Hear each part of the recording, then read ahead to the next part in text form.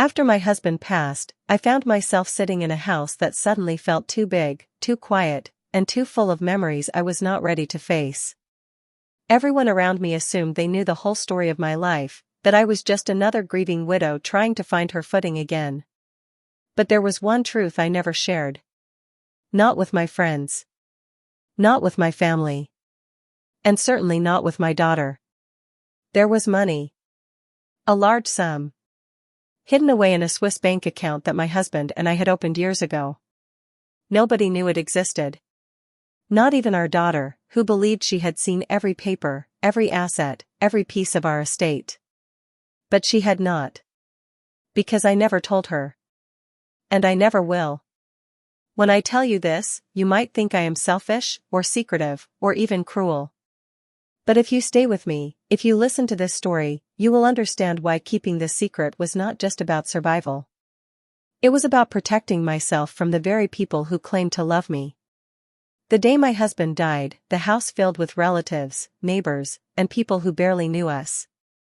Everyone came with casseroles, hugs, and words that meant nothing.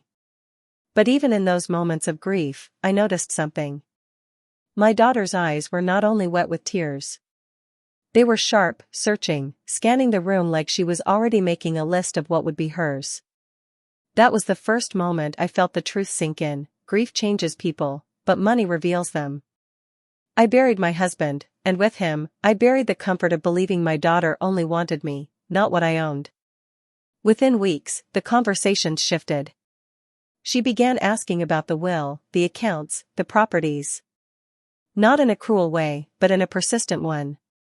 She would call late at night, not to ask how I was sleeping, but to ask if the house was paid off in full.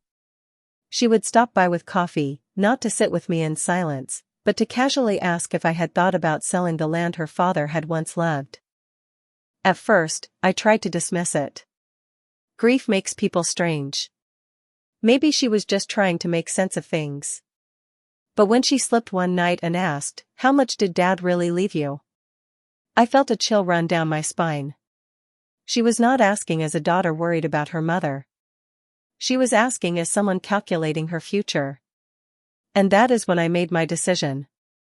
I would never tell her about the money in Switzerland. You see, years before my husband died, he and I had a long, private conversation about security. He never trusted the world of investments and stock markets that everyone else swore by. He had a quiet, stubborn belief that real safety came from what nobody else could see. One trip to Europe turned into a visit to Zurich. One visit turned into an account. And over the years, it became a nest egg so carefully hidden that not even our closest friends knew. It was not millions, but it was enough. Enough to keep me safe. Enough to ensure I would never need to beg or depend on anyone, not even my daughter. But here is the part that may shock you. The moment my daughter started circling me with questions, I did not just decide to keep the secret. I began to test her. I let small things slip. I mentioned an old policy we had canceled years ago. I hinted at a piece of jewelry I never owned. Each time, her reaction told me more than her words. She was hungry. She wanted every piece, every coin, every scrap she thought belonged to her by right. The love I thought would carry us through this grief was replaced with something else. A quiet greed that made me realize the woman standing in front of me was not just my daughter. She was my husband's heir. And heirs, I have learned, are rarely patient. You might be wondering, why not confront her? Why not sit her down and explain what I had discovered? Because confrontation gives away power. And I was not ready to lose mine. Instead, I smiled. I listened. I let her think she was getting closer to the truth. And all the while, I kept my secret locked away, far from her reach. One night, I overheard her on the phone. She thought I had gone to bed, but I stopped by the kitchen for tea. Her voice was low, urgent, speaking to someone I could not place. She said, "Once Mom's gone, everything changes. I'll finally have control." My chest tightened. My breath caught. That was the moment my grief turned to steel. I realized then that my husband's death had not just left me alone. It had left me vulnerable. And the person I thought would protect me was already waiting for me to disappear.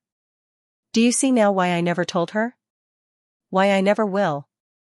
The money in Switzerland is not just numbers in an account. It is my shield. My proof that even when the people closest to you betray you, you can still protect yourself. And if you think I am exaggerating, if you think perhaps I misread her intentions, then wait. Because this story is only just beginning. What my daughter did next proved everything I feared. And it almost cost me everything I had left. So I ask you, if you were in my place, if you had discovered your own child waiting for you to fall so they could rise, would you tell them about the money? Or would you, like me, choose silence? Because silence, I have learned, can be louder than the truth. The first time I truly understood how dangerous secrets can be was not when my husband and I opened that account in Switzerland. It was the night I caught my daughter standing in my study, going through my papers. I had been upstairs, trying to fall asleep. The house was quiet except for the occasional hum of the refrigerator downstairs. But then I heard a faint shuffle, the kind of sound a person makes when they are careful not to be heard. My instinct told me to stay in bed, to ignore it, but my heart was pounding too hard. I slipped on my robe and walked down the hallway. The door to my study was slightly ajar.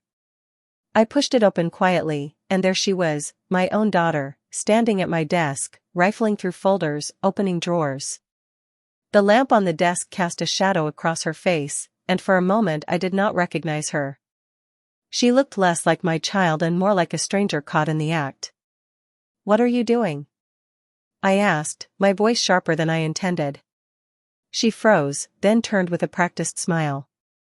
"Oh, Mom, I was just looking for the property papers. I thought maybe we should get them organized. You know, for the future." Her words were wrapped in sweetness, but her hands betrayed her. They trembled. She was lying. That night I lay awake, staring at the ceiling, asking myself a question I never thought I would ask. Could I trust my own daughter? From that moment, I became two people.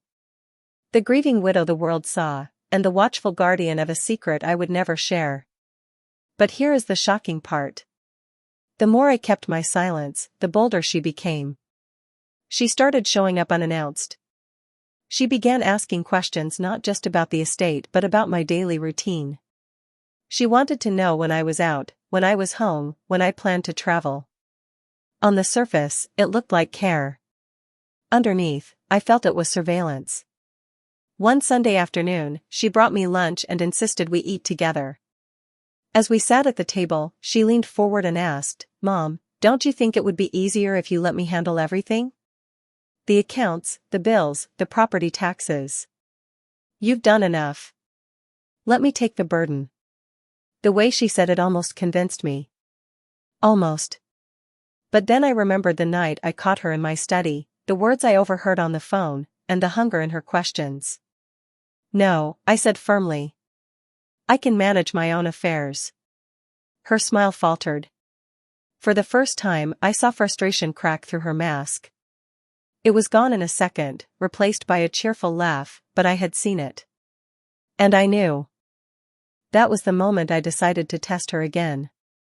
The next week, I left a folder on the desk labeled confidential. Inside was nothing but blank pages. I wanted to see what she would do. When I returned home later that evening, the folder was out of place. Someone had opened it. She had taken the bait. That night, as I sat in my room, I whispered to myself, "You will never know about Switzerland. Not now. Not ever." And yet, the secret was not just about money. It became a test of loyalty, a measure of love. With every day that passed, I asked myself, did she love me for me, or for what I had? The answer came sooner than I expected. One evening, my neighbor Mrs. Collins stopped by. She looked uneasy, shifting from one foot to the other. Finally, she said, "I think you should know something. Your daughter was at the bank this morning. She asked the manager about accounts under your name." I felt the blood drain from my face. My daughter had crossed a line. She was not just waiting. She was searching, actively hunting for what I had hidden. That night, I sat in my husband's old chair and held the small key to the Swiss account in my hand. It was tiny, unremarkable, but it carried the weight of everything we had built together. I could hear my husband's voice in my head, calm and steady. "This is for your safety. Never let anyone take it from you." For the first time since his death, I felt his presence guiding me. And I realized this secret was no longer just about me. It was about honoring his trust. But secrets have a way of creating storms. The very next week, my daughter confronted me directly. She came into the living room, her face set, her voice sharp. "Mom, I know there's more. I know you're not telling me everything. Why are you hiding from me?" I looked at her and felt a surge of emotions, love, anger, fear, disappointment, all tangled together. "There are things you are not ready to know," I said quietly. She slammed her hand on the table. "I am your daughter. I have a right." Her words cut deep, but I stayed silent. Because here is the truth, rights do not erase intentions. And I had seen enough of hers to know she was not asking out of care. She was asking out of greed. The argument ended with her storming out of the house, slamming the door so hard the windows rattled. I sat in the silence that followed, my heart racing, my mind spinning. And then, as if fate wanted to test me further, the phone rang.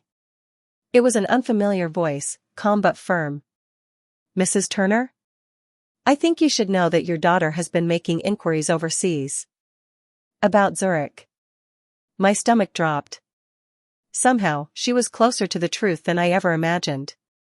That was the night I realized I was no longer just keeping a secret. I was fighting a battle. And if you think the worst was over, if you believe she could not possibly go further, then stay with me. Because what happened next nearly destroyed everything. I will ask you again, as I asked before, if this were your child, would you trust them with everything you had built? Or would you, like me, hold your silence, even if it meant standing alone? Because sometimes silence is not weakness. Sometimes it is the only weapon you have left. The morning after that phone call, I could not bring myself to eat. My hands trembled as I poured coffee, and even the sound of the cup touching the saucer startled me. Zurich. How had she found out? The Swiss account was meant to be untouchable, invisible to anyone except my husband and me. Yet someone had told me she was asking questions in places she had no business being. I looked around my kitchen, at the framed photographs of family vacations, birthdays, holidays. In every one, my daughter's smile shone brightly, the smile of a girl I once believed would always protect me. But behind that smile now, I saw something else. Ambition. Hunger. I knew then that this was no longer just about a secret. This was about survival. When she arrived that afternoon, she carried herself with a strange confidence, as if she had found something she should not have. Her words confirmed my fear. "Mom," she began casually, "do you remember the trip you and Dad took to Europe years ago? The one where you said you visited Zurich? I was just curious, why Zurich of all places?" My heart skipped, but I forced myself to stay calm. "Your father liked the mountains. That is all." Her eyes narrowed, studying me. Funny, because when I asked a friend about Zurich, they said it is known for more than just mountains. They said it is where people keep secrets. The air between us grew heavy. I smiled, though my pulse was racing. Your father and I had no secrets. She did not believe me. I could see it in the way she tilted her head, the way her lips pressed together. She had found a thread, and she was determined to pull until the whole truth unraveled. That night, after she left, I locked my bedroom door and pulled the small fireproof box from under my bed. Inside was the one item she must never see, the key and documents tied to the Swiss account.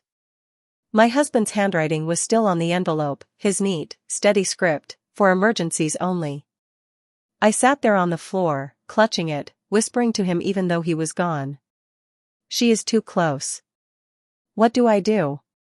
Silence answered me, but my resolve hardened. I would not let her take what was never meant for her hands.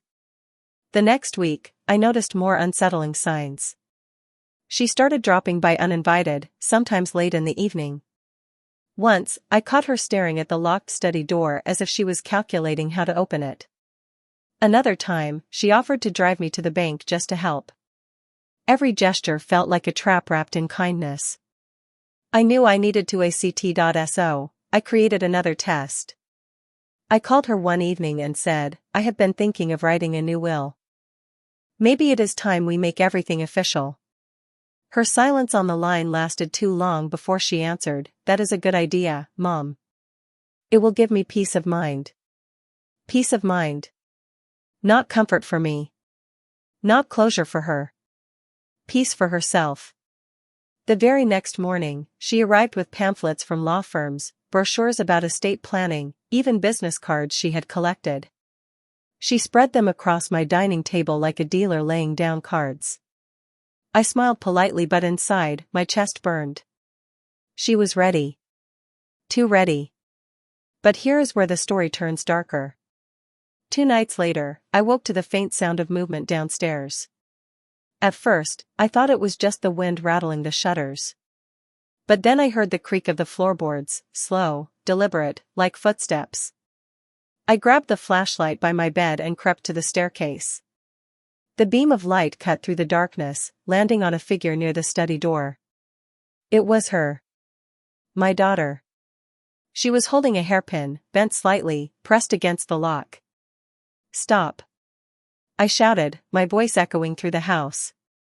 She froze, her back stiffening. Slowly, she turned, her face caught in the flashlight beam. Mom, I just wanted to get the insurance papers. I stared at her, my hand shaking, the light trembling across the walls. At midnight? With a hairpin? She stammered, searching for words, but none came. That was the moment I knew. There was no more pretending, no more excuses. The daughter I had raised, the child I once cradled in my arms, was no longer standing before me. In her place was someone willing to betray me for what I had hidden. I locked the study door again and told her to leave. She did, her footsteps heavy, her silence louder than any words. When the door slammed behind her, I collapsed into the chair and sobbed. Not for the money, not for the danger, but for the realization that the bond between us had cracked beyond repair. The following day, I received another call. This time it was from a man with a smooth accent, professional but cold. Mrs. Turner, your daughter has contacted our Zurich branch. She is asking questions she should not. We thought you should be aware. I felt faint. My secret was no longer safe in Europe either. She was crossing borders, chasing shadows, desperate to uncover what I had kept from her. That night, I made a decision. I packed the key and documents into a small travel bag. If she was going to chase me, then I would not sit still and wait. I would go to Zurich myself. I would protect what was mine. But before I booked my ticket, I sat at the dining table with a piece of paper and a pen. I began to write, not a confession, but a question, the same question I had asked myself over and over. If your child betrayed you, would you hand them everything you had, or would you keep it safe, even if it meant walking away from them? As I wrote the words, I thought of the thousands of people who might hear this story one day. I thought of you, listening now. And I wonder, what would you have done in my place? Because the line between love and greed is thinner than you think. And in my house, that line had already been crossed. What happened when I went to Zurich is something I will never forget. And if you believe the story has already revealed its darkest twist, you are wrong. The real betrayal was yet to come. The decision to fly to Zurich was not one I made lightly. I had not traveled alone since my husband died, and every step of planning felt like moving deeper into enemy territory. Yet I knew if I did nothing, the secret that had kept me safe would soon be destroyed. When I booked the ticket, my hands trembled so much I mistyped my name twice. But once the confirmation email appeared, a strange calm washed over me. It was as if my husband's steady hand was guiding mine from beyond. The morning I left, I told my daughter I was going on a short retreat, that I needed space to think and heal. She nodded, but her eyes flickered in a way that made me shiver. She did not believe me, and worse, I suspected she already knew where I was going. At the airport, I kept looking over my shoulder, half expecting to see her watching me from across the terminal. Every passing face seemed suspicious, every movement too deliberate. By the time I boarded the plane, my heart was pounding in my chest. For hours, as the aircraft soared over oceans and clouds, I wrestled with my thoughts. What if she followed me? What if she already knew the account details?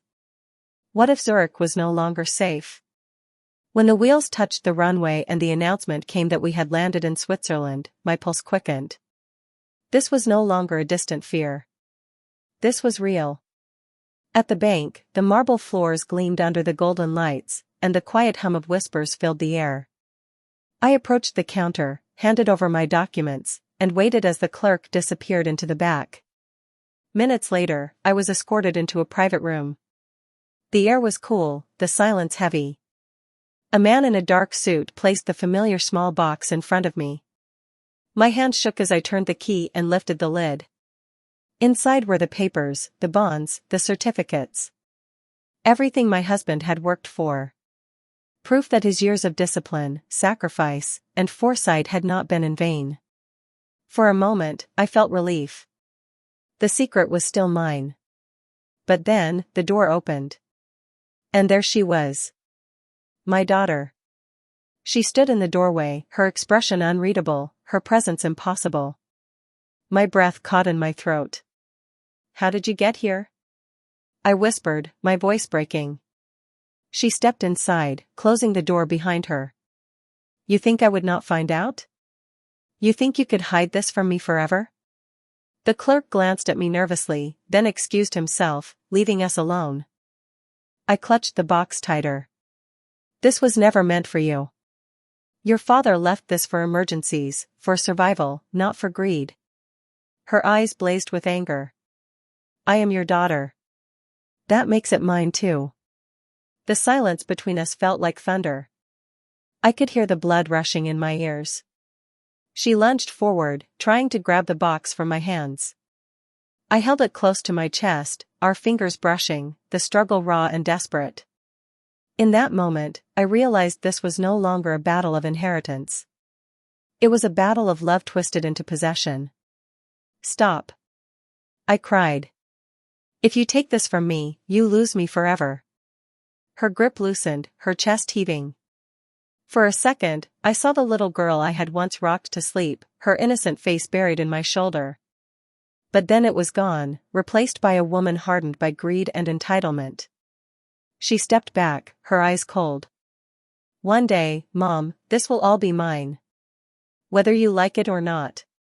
With those words, she turned and walked out, leaving me trembling in the silence of the room. I sat there for what felt like hours, staring at the documents, at the proof of a lifetime's worth of love and sacrifice. I realized then that my secret had done more than protect me. It had revealed the truth of my daughter's heart. And that truth was devastating. When I left the bank, the streets of Zurich felt colder than I remembered. The snow fell lightly, dusting the rooftops, but instead of beauty I felt only dread. I pulled my coat tighter and whispered to myself, what have I done? Because in trying to protect what was mine, I had uncovered a betrayal that could never be undone. And here I ask you, if your own child stood across from you, reaching not for your hand but for your secrets, what would you do? Would you give in, or would you fight, knowing it might cost you their love? That night, back in my hotel room, I sat by the window, watching the city lights flicker against the dark sky. I thought of my husband, of the promises we had made, of the trust we had placed in each other. He had left me with more than just money. He had left me with a choice. And now, as I sit here telling you this, I wonder if you would have made the same one. Because the story does not end in Zurich. The real twist was waiting for me back home. When I stepped off the plane back home, I carried more than just my suitcase. I carried the weight of betrayal, the sting of confrontation, and the chilling knowledge that my daughter would stop at nothing. Zurich had shown me the truth, but home was where the consequences would unfold. I thought the storm might calm if I ignored it, if I returned quietly and pretended nothing had happened. But secrets have a way of growing sharper once they are exposed. The first sign came the very next morning. As I unlocked the front door, I noticed something subtle but unsettling. The small rug by the entrance was crooked, not how I had left it. A frame in the hallway leaned slightly to the side. Someone had been here. I walked through the house slowly, my pulse quickening. Nothing appeared missing, but I could feel the intrusion like a cold hand brushing against my skin. That evening, she arrived. My daughter. She walked in without knocking, her steps firm, her expression unreadable. "We need to talk," she said, her voice sharp as a knife. I sat across from her at the dining table, the same place we had once shared laughter over family dinners. Now it felt like a battlefield. "I know you went to Zurich," she continued, her eyes locked on mine. "I know what you have been hiding." "Why, Mom? Why would you keep that from me?" I could have lied. I could have said it was nothing, just old papers and memories. But the time for lies had ended in that cold Swiss room. "Because you were never meant to have it," I said firmly. "Your father and I built that for survival, for safety. Not for you to waste or to use against me." Her hands clenched into fists on the table. "Do you hear yourself? I am your only child. Everything you own will be mine anyway. Why not now? Why keep it from me?" I leaned forward, my voice trembling but resolute. "Because you have shown me what greed can do. And I will not hand my husband's legacy to someone who values money more than family." For a moment, her eyes softened, almost pleading. "I am not greedy. I just want what is mine." But then the softness hardened again, replaced by something darker. "You think you can keep it hidden forever? You cannot. If you will not give it to me, I will find a way to take it." The threat hung in the air, heavy and poisonous. I sat frozen, staring at the daughter I no longer recognized. That night, I locked every door and window, but sleep would not come. Every creak of the house made me jump, every shadow felt like her silhouette. I realized then that this was no longer about inheritance. It was about survival. The next day, an envelope arrived in the mail. Inside was a copy of a legal document. My daughter had filed a petition to gain control of my estate, claiming I was unfit to manage my finances. My hand shook as I read the words. She was not just threatening anymore. She was acting. She was trying to take everything while I was still alive. I called the lawyer who had helped me years ago and explained everything. He sighed heavily and said, "This is going to get ugly, Mrs. Turner. Are you prepared for that?" Prepared? No. But determined? Yes. As the days passed, the battle escalated. Letters from lawyers, tense conversations, veiled threats. Each step drove a deeper wedge between us. Neighbors began to notice the tension, whispering when they saw her car parked outside for hours. Family friends called to ask if everything was all right, but I could not tell them the truth. And then came the night that shattered what little trust remained. I woke to the sound of glass shattering downstairs. My heart raced as I grabbed the phone and dialed the police. But before I could finish the call, she appeared at the doorway of my bedroom. My daughter. Her hair was disheveled, her eyes wild, her hands trembling. "Where is it?" she demanded, her voice breaking. "Tell me where you keep the documents." Fear gripped me, but I forced myself to stand. "Get out of my house," I said, my voice steadier than I felt. She stepped closer, desperation etched on her face. "I do not want to hurt you, Mom, but you are leaving me no choice." Tears filled my eyes as I whispered, "You already have." The sirens wailed outside before anything worse could happen. The police pulled her away, her cries echoing through the night as she screamed my name. I stood there, broken, my heart torn between the mother who loved her child and the woman who now had to protect herself from that very child. Later, as I sat alone in the quiet, the documents locked safely in my room, I thought about the thin line we walk as parents. We give life, we give love, we give everything we can. But sometimes, giving everything only teaches them to take more. And here is where I turn to you, the one listening to my story. If your child turned against you, not out of need but out of greed, what would you do? Would you fight them in court, lock your doors against them, or would you hand them the keys and surrender? Because I had made my choice. I would fight. Not just for the money, not just for the legacy, but for the memory of the man who trusted me to protect it. And as the days stretched into weeks, I realized this battle was far from over. The legal fight was only beginning, and the darkest twist was yet to come. The twist that would prove sometimes the enemy is not outside your walls. Sometimes the enemy is the very child you raised inside them. The courtroom was colder than I expected. Not in temperature, but in spirit. The polished wood, the heavy silence, the shuffle of papers, all of it felt designed to strip away the warmth of human connection and replace it with rules and judgments. And there she was. My daughter.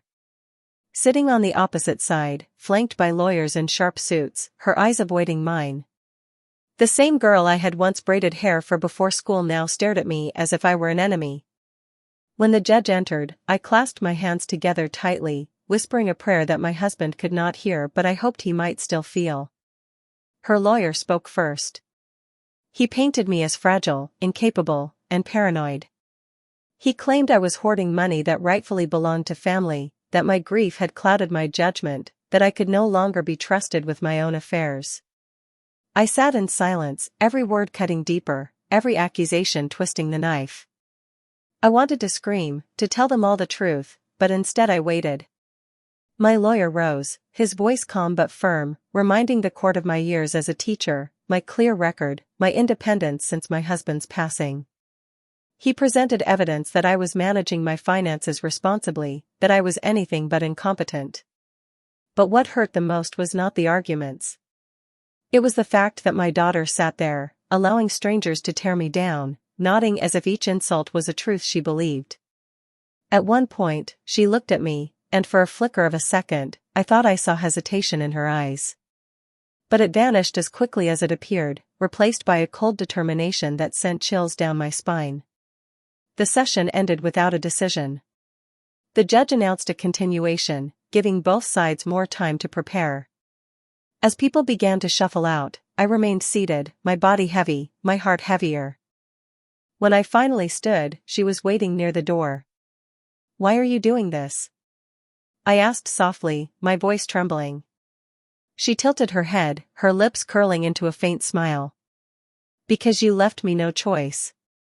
If you had trusted me, none of this would be necessary." "Trusted you?" I whispered. "You broke that trust the moment you tried to take what was never yours." Her eyes narrowed. "You will not win, Mom.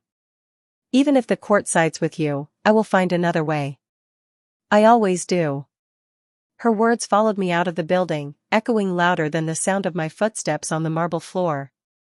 That night, I could not sleep. I walked from room to room, clutching the box with the bank documents as if it were my last lifeline. Every creak of the house made me jump, every shadow made me wonder if she was watching. I knew then that the fight was no longer just legal. It was personal, dangerous, and unpredictable. 2 weeks later, another blow arrived. A letter from the bank. Someone had attempted to access the account in Zurich using falsified credentials. They had been unsuccessful, but the attempt was documented. My daughter. There was no doubt in my mind. I sat at the kitchen table, holding the letter with shaking hands, wondering how far she was willing to go. Was this still about money, or had it turned into a game of power, of proving she could outsmart me? The phone rang, jolting me from my thoughts. It was my lawyer. "Mrs. Turner, you need to be careful. She is pushing hard. I suggest you move the documents somewhere safer. Somewhere even she cannot reach." "But where? How do you hide something from your own blood, someone who knows your habits, your fears, your patterns better than anyone?" That evening, I packed the documents into a small fireproof case and drove to a trusted friend's house in another town. I left it there, hidden in a place only I and that friend knew. For the first time in weeks, I felt a flicker of relief. But it was short-lived. 3 nights later, I woke to the smell of smoke. My heart pounded as I rushed downstairs. The kitchen curtains were burning, flames licking upward toward the cabinets. I grabbed the fire extinguisher, coughing and gasping as I fought to smother the flames. When the fire was finally out, the room reeked of smoke, and my hands were shaking so badly I could barely hold the extinguisher. The fire department later confirmed it had been no accident. Someone had forced a window open, poured accelerant, and set it ablaze. Someone wanted me scared. Someone wanted me silenced. And in my gut, I knew who. The next day, I confronted her. I drove to her house, the anger boiling inside me, the fear replaced with fury. She opened the door, feigning surprise at my sudden visit. "Why?" I demanded, my voice raw. "Why are you doing this to me? I am your mother." Her eyes widened for a moment, then narrowed again. "You think I would risk prison by setting a fire? That is insane." "Is it?" I shot back. "Because someone tried to burn me alive last night, and you are the only one with a reason." She laughed bitterly, shaking her head. "You are losing it, Mom. Maybe the judge was right. Maybe you really cannot handle things anymore." Her dismissal cut deeper than the fire ever could. I left her house trembling, torn between rage and despair.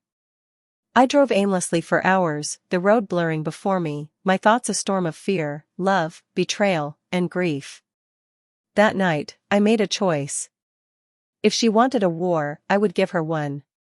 But I would fight it on my terms, not hers. I began documenting everything. Every threat, every attempt, every word she said. I met with my lawyer again, handing him the evidence, demanding that he take stronger action. "This is not just about money anymore," I told him. "This is about my life." He nodded gravely. "Then we need to prepare for the worst. Because she is not going to stop." And he was right. Because the worst had not yet come. The worst was waiting just around the corner. The morning I found the envelope on my doorstep, I knew something inside me was about to break. It was plain, unmarked, but heavy in my hand. I carried it to the kitchen table, my heart pounding against my ribs. When I opened it, I froze. Inside were photographs. Grainy, black and white images taken through a window. Pictures of me, sleeping, cooking, sitting in my chair with a book. Moments of my private life captured without my knowledge. My blood ran cold. Someone had been watching me. I flipped through the stack with trembling fingers. Each picture felt like a violation, like an invisible hand reaching into the sanctuary of my home. The last photo made my breath catch in my throat. It was me, standing in front of the fire-damaged kitchen window, staring out into the night. On the back of that final photograph, written in sharp, angry handwriting, were the words, "Give me what is mine, or you will lose everything." I dropped the photo, my stomach twisting. My daughter was no longer just pushing legal boundaries. She was terrorizing me, piece by piece, waiting for me to crack. And yet, I could not let her see me break. That night, I sat alone in the dark, the envelope spread out before me. The clock ticked loudly, each second dragging me closer to a decision I did not want to make. Would I surrender?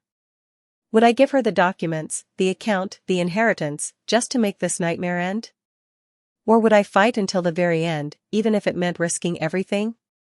I looked up, my eyes settling on the framed photograph of my husband on the mantel. His smile, warm and steady, seemed to speak across the years. He had trusted me to safeguard the future. If I gave in now, I would betray not just myself but him as well.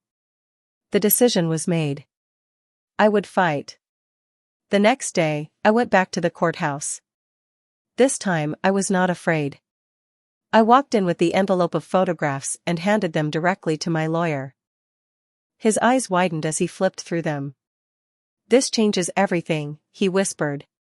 "She is not just challenging your capacity anymore. She is harassing you, intimidating you. We can file for a protective order." And we did. But as I left the courthouse that afternoon, I noticed a car idling at the end of the street. Tinted windows. Engine running. It followed me for 3 blocks before turning away. The fear returned, stronger than before. That night, the phone rang. When I answered, there was silence on the other end. Just breathing. Slow, deliberate breathing. I hung up, my hands shaking. Moments later, the phone rang again. This time, I did not answer. She was trying to break me. But I refused. A week later, the court hearing resumed. The judge listened carefully as my lawyer presented the photographs, the police report about the fire, and the harassing phone calls. The courtroom shifted. The sympathy that had once leaned toward my daughter now tilted toward me. Her lawyer protested, tried to spin the evidence, but the cracks were showing. And for the first time, I saw fear flicker in her eyes. But then she did something I will never forget.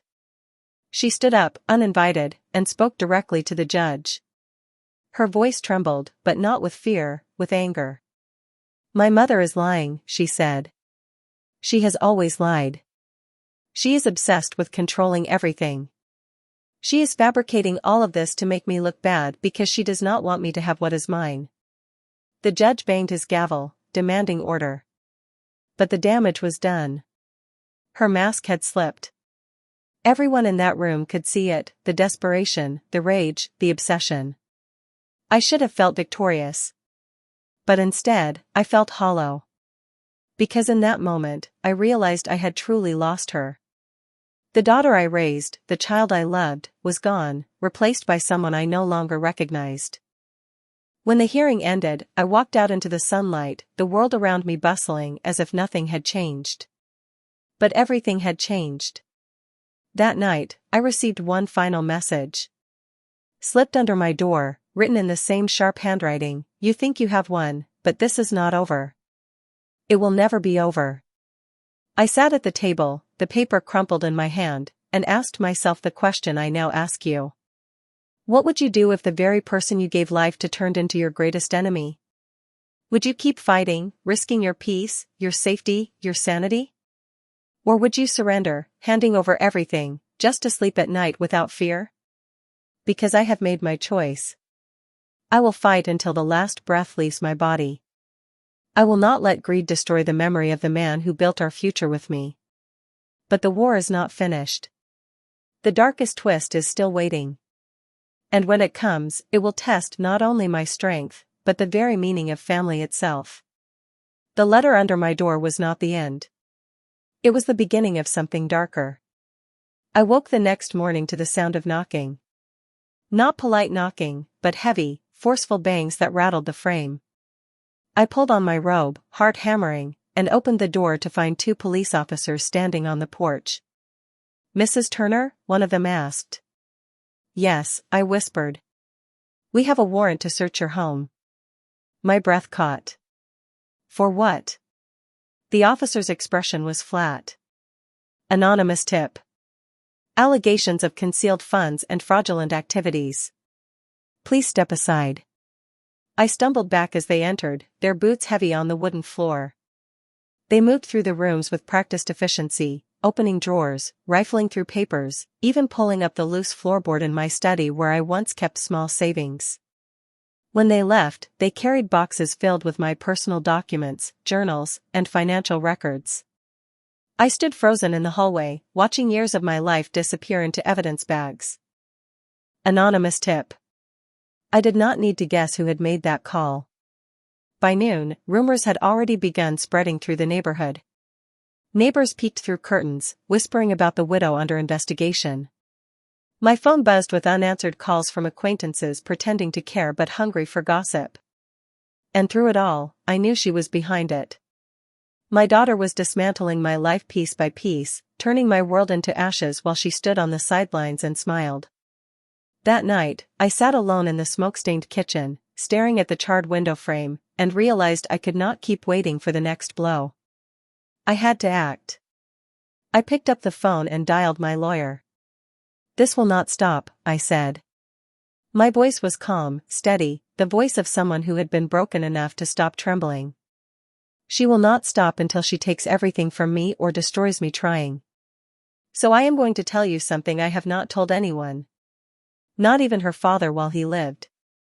There was silence on the other end. "Then, go on." I took a deep breath. There is not just one account in Zurich. There are two. The second is larger, much larger. And I never registered it under my name. It belongs to someone else.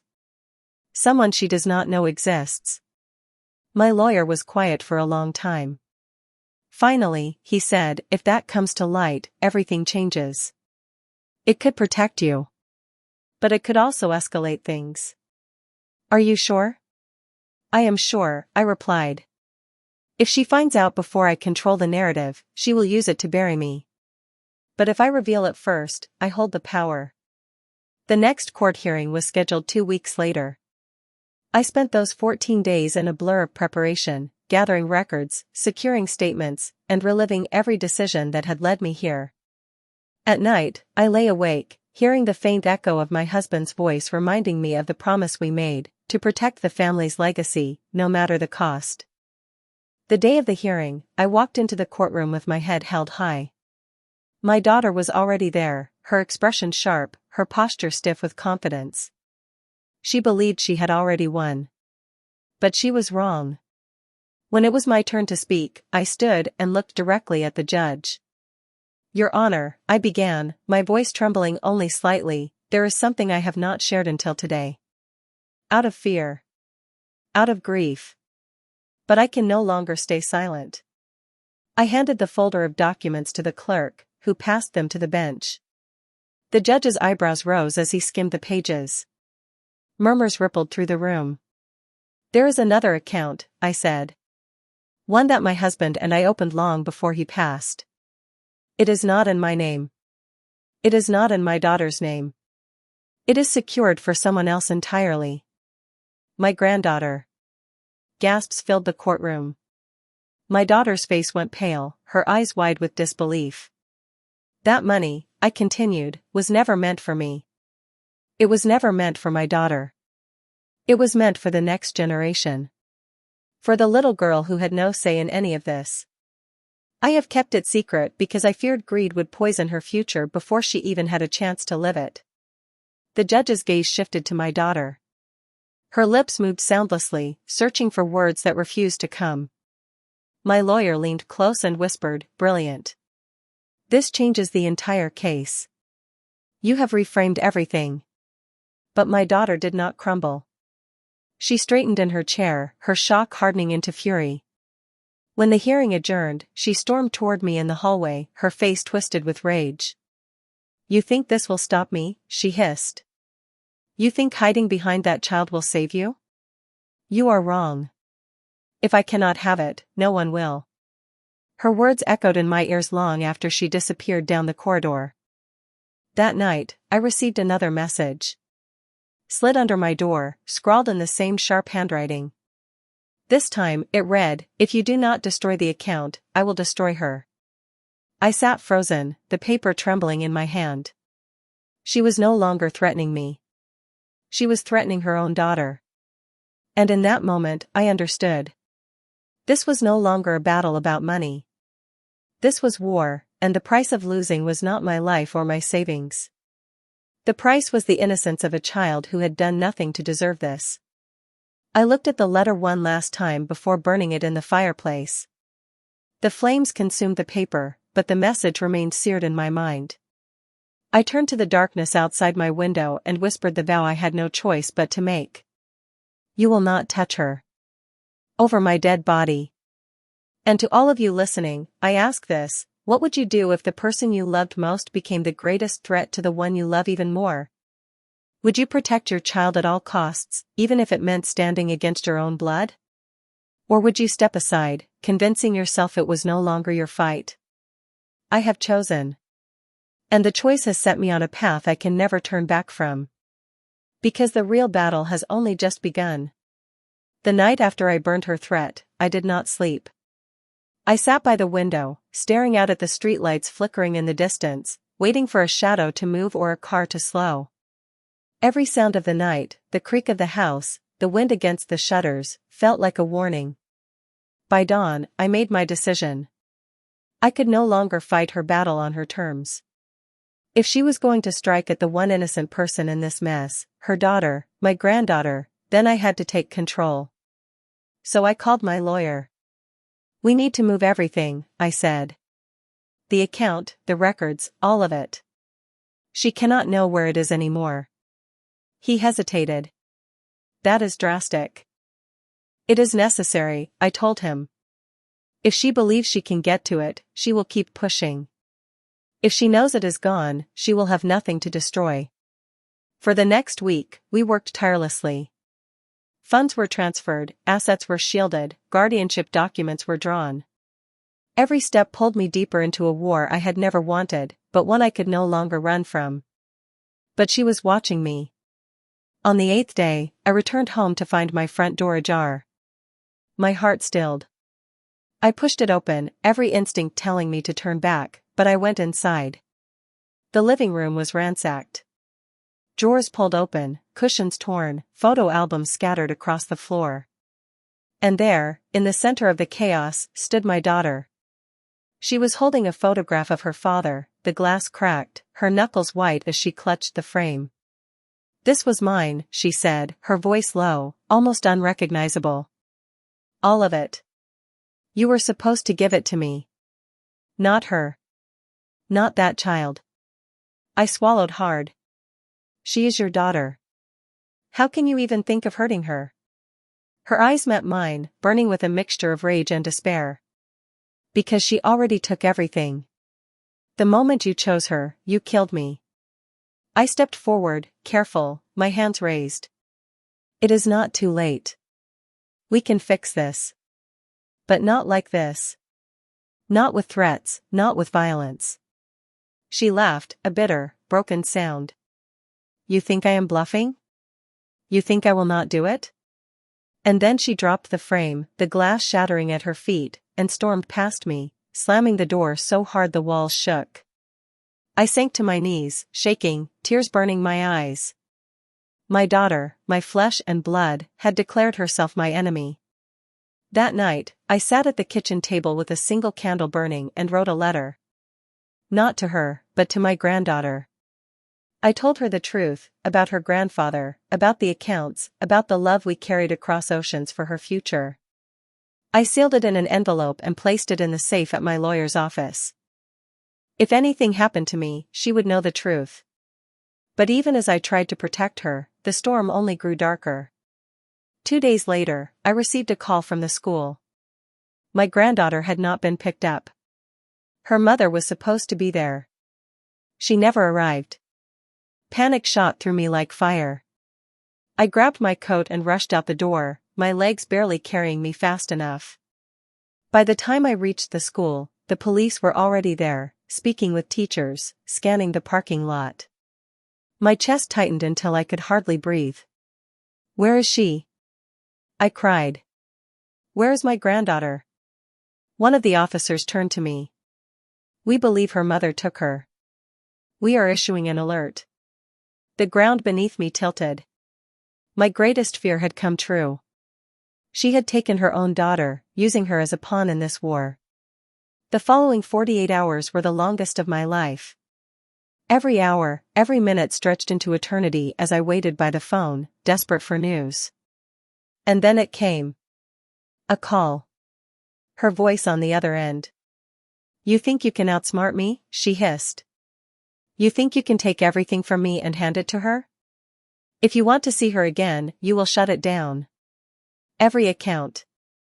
Every record. You will give me what is mine, or you will never see her alive." My hand trembled so violently I nearly dropped the phone. "Please," I begged. "She is your child. She is innocent." Her reply was ice. "So was I. But you chose money over me." The line went dead. I collapsed into the chair, the phone slipping from my hand. My husband's voice echoed in my mind, reminding me of our promise. But how could I keep a promise to the dead when the living hung in the balance? This is where I need you to imagine yourself in my place. Imagine your child turning against you, taking your grandchild, using her as a weapon against you. What would you do? Would you surrender everything, your security, your legacy, your future, just to bring her home? Or would you hold the line, refusing to yield even if it meant risking the unthinkable? Because that is where I stood. At the edge of a choice that no mother, no grandmother, should ever have to make. The night fell heavy, pressing down on me, suffocating me with the weight of it all. I sat in the silence of my shattered home, waiting for the phone to ring again, knowing that with the next call, everything, my future, my daughter, my granddaughter, would be decided. And in the deepest part of my soul, I knew this war had reached its final battle. The phone rang at midnight. I had been sitting in the dark, clutching my rosary, whispering prayers into the silence when the shrill sound shattered the night. My hand trembled as I lifted the receiver. Her voice was sharp, almost manic. "Last chance," she hissed. "Tomorrow morning. The account. You shut it down and transfer every cent to me. Or you will never see her again."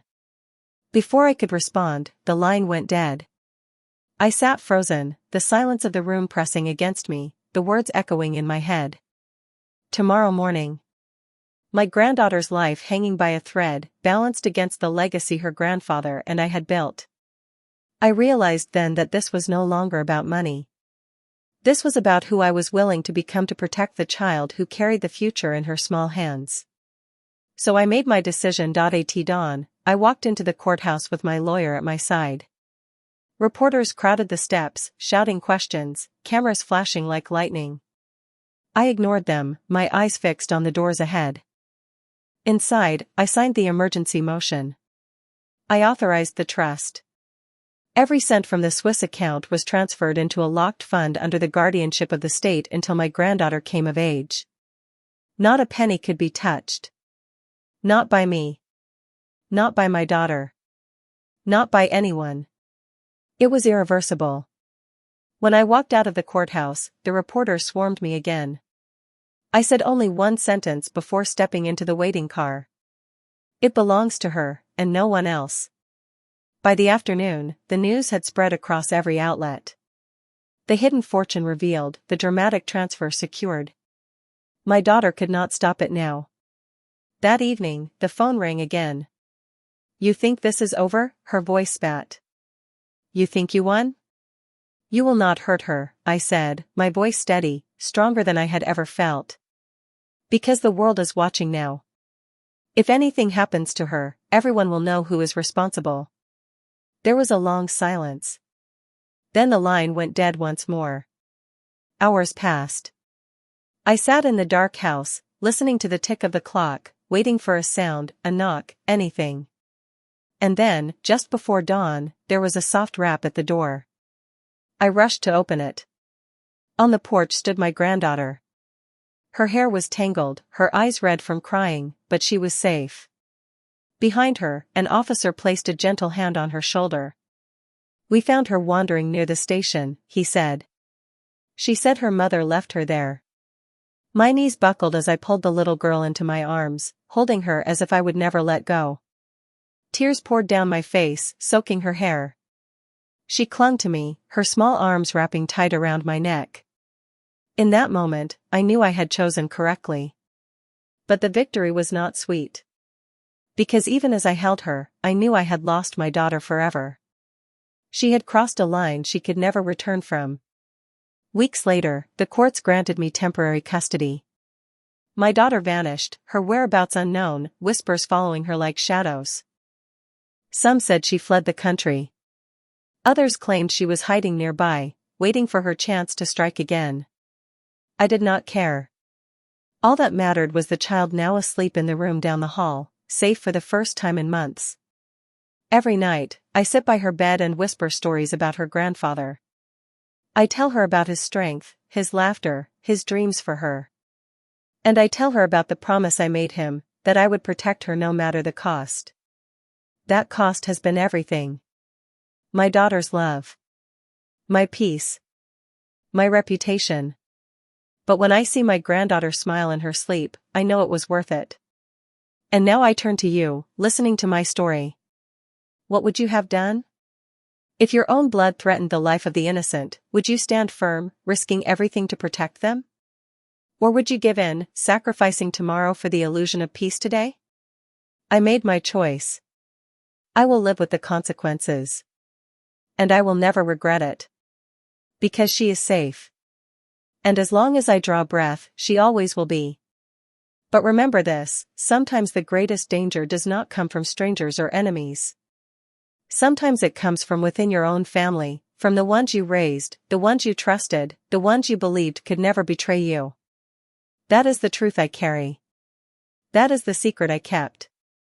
And that is the reason I am still standing, while the world whispers about the widow who hid a fortune and lost her daughter but saved her granddaughter.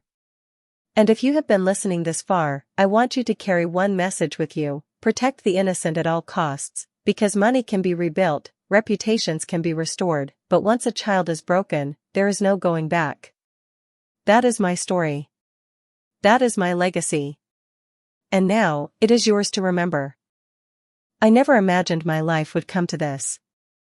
When I stood beside my husband's grave all those years ago, I thought the hardest part of my life had already passed.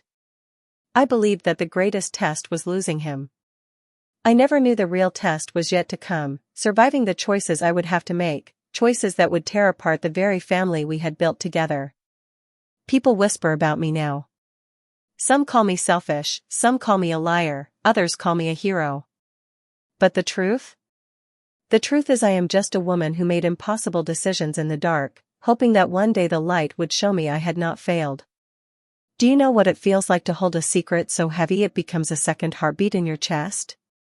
To wake every morning knowing that if your child discovered it, the love between you could be shattered forever? That was my life for years. The Swiss account was not just money. It was a lifeline. It was my husband's voice preserved in numbers, his faith in our future woven into balances and codes. And I carried it in silence, protecting it, hiding it, until the silence finally screamed back at me. My daughter. My only child. She was supposed to be my ally, my comfort, my reflection of all the love her father and I poured into her. Instead, she became my greatest adversary. People ask me if I hate her now. The answer is no. Hatred is simple. What I feel for her is not simple. It is sorrow. It is grief for a person who is still alive yet lost to me.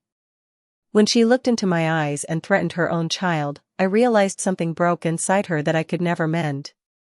And when she disappeared into the shadows, leaving her daughter behind, I knew she had chosen a road I could never follow. That is the wound that will never heal. But in losing her, I found something else. A reason to stand. A reason to fight.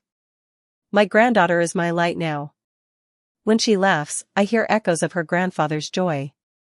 When she holds my hand, I feel the weight of all I sacrificed being lifted, piece by piece.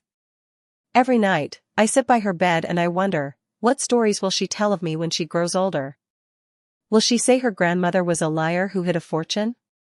Or will she say her grandmother was a warrior who stood up against her own blood to protect her? That question keeps me awake at night. But then I remember, truth is not in what people say. Truth is in what survives. And she survived. This is where I want you to pause and reflect. You who are listening to my story, perhaps shaking your head, perhaps judging me, perhaps silently nodding because you know exactly what I mean. Ask yourself this: if tomorrow, your child stood against you, demanding that you betray your grandchild, your own flesh, what would you do? Would you surrender everything to keep the peace? Or would you risk losing everything, even your child's love, to save the innocent? That is the weight I carried. That is the fire I walked through. And I am still here, standing in the ashes, holding on to the only thing that matters. The money in the Swiss account is gone from my hands now. Locked away, untouchable, waiting for the day my granddaughter comes of age. It will not buy me peace. It will not buy me forgiveness. But it will buy her choices. Freedom. A future her mother tried to steal. And if you ask me if I regret it, my answer is this: I regret nothing that kept her safe. Still, the nights are long. There are moments when I wake to shadows moving in the corners of my room, moments when I wonder if my daughter is out there, watching, waiting. Will she return one day? Will she try again to reclaim what she believes is hers? Or has she vanished for good, carrying her bitterness into the dark forever? I do not know. But I live prepared. My doors are locked, my eyes are open, and my faith is unshaken. Because I know one thing with certainty, I will never let anyone break this child again. To those who think money destroys families, let me tell you the truth. It is not money that destroys. It is the choices made around it. It is greed. It is fear. It is betrayal. Money is only paper, only numbers. But what you do with it, how you guard it, that is what reveals the soul. And I saw my daughter's soul, darkened by greed. I saw my granddaughter's soul, still pure, still shining. And I chose her. Maybe one day, when she is older, she will read the letter I left her, the one locked in the lawyer's vault. She will learn everything, about her grandfather's sacrifice, about her mother's rage, about the war I fought in silence. And she will judge me herself. That day will come, and I am ready for it. Until then, I will live each day with her hand in mine, telling her stories, teaching her strength, showing her that even when the world turns against you, you can choose to rise. So I leave you with this: guard your secrets, yes, but guard your children more fiercely. Hold them so tightly that the world cannot pry them from your arms. And if the day comes when you must choose between blood and innocence, between loyalty and justice, choose the child. Always choose the child. Because one day, it may be their voice that carries your legacy forward. Not the money. Not the houses. Not the accounts in faraway banks. But their voice. Their story. Their truth. And my granddaughter's truth will be this: her grandmother chose her, no matter the cost. That is the ending you never saw coming. That is the final twist. Not a fortune won or lost, not a daughter betrayed, but a child saved. And if you have listened until the very end, then carry my story with you. Share it. Remember it. Because it could be your story one day. And when that day comes, I pray you find the strength to do what I did. Stand. Protect. Choose the innocent. That is all I have left. That is my epilogue.